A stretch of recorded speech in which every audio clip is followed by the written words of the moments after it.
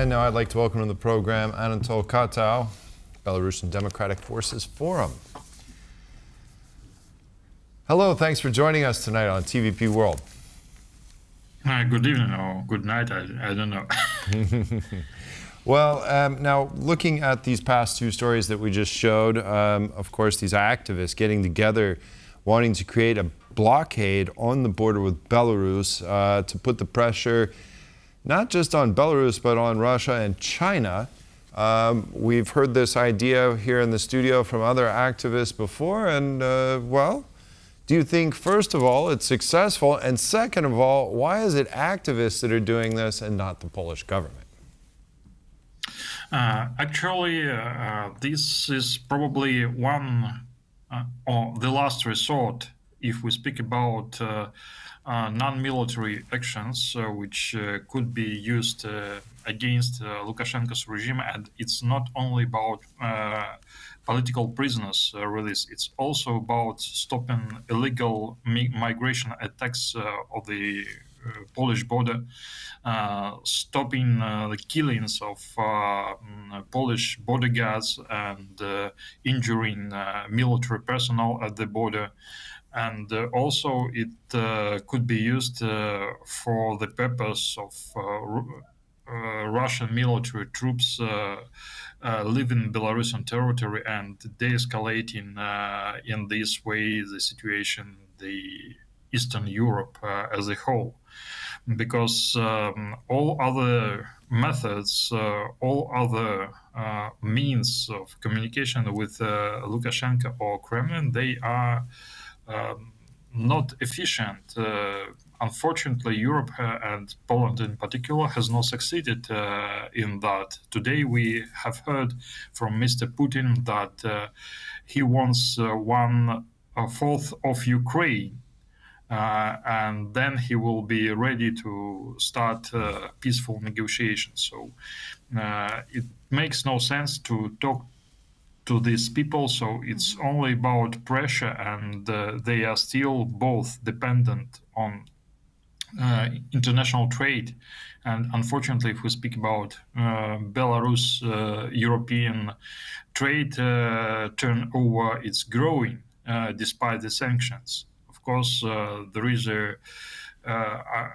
I would say that the direction of this trade has changed, but the figures are growing. So we should try these methods. We should try these means. In 2021, Poland actually has issued such an ultimatum, and Lukashenko stopped attacking the borders with illegal migrants. Probably it's time to use this transit weapon one more time. So you mentioned illegal migration. How do you think this blockade of transport would it actually escalate or de-escalate the use of this element of the hybrid warfare by Belarus? If we speak about illegal migration, this instrument probably it resembles Belarusian and Russian dictators' practice. We should escalate the situation to de-escalate it in the future. So, as I've mentioned, in 2021, there was also attacks of migrations. There were thousands of illegal migrants attacking the Polish border. And the ultimatum issued via diplomatic channels, also with the help of China, it solved the problem for almost 2 years. And actually, we know that Belarus is looking back for support from Russia, and Russia is looking back for support of China. They are these countries are dependent on trade with China. So China is interested in keeping good relationship with good trade relationship actually with the European Union, and all these actions on the Belarusian-Polish border, they just undermining normal trade relationship. So Chinese side should be also concerned. And I know that fortunately the Chinese ambassador was visiting the presidential palace today when this action was happening in front of the palace. So Chinese ambassador also noted this unpleasant situation for China also.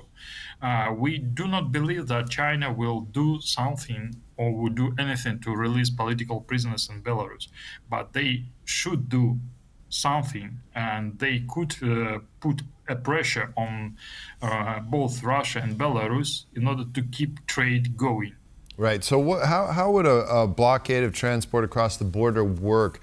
I would imagine that in the situation that the Polish government doesn't do anything about it, then the activists are going to take over. So essentially, how would that work? Actually, there are two instruments right now which are on the table or at the stake. First of all, it's a blockade of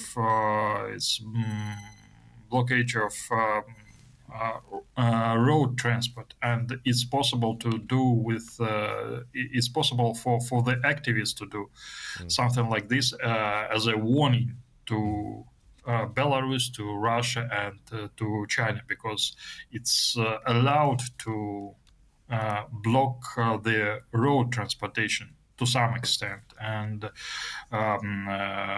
during today's action in front of the presidential palace, it was announced that during 2 days at the end of June, such action will take place.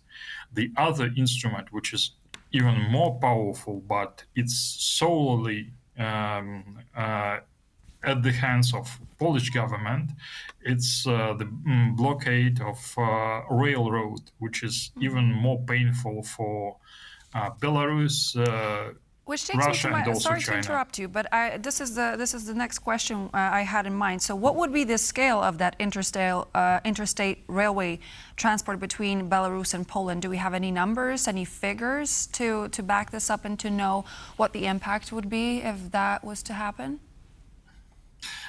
Each day, almost 30 trains are crossing Belarusian European border back and forwards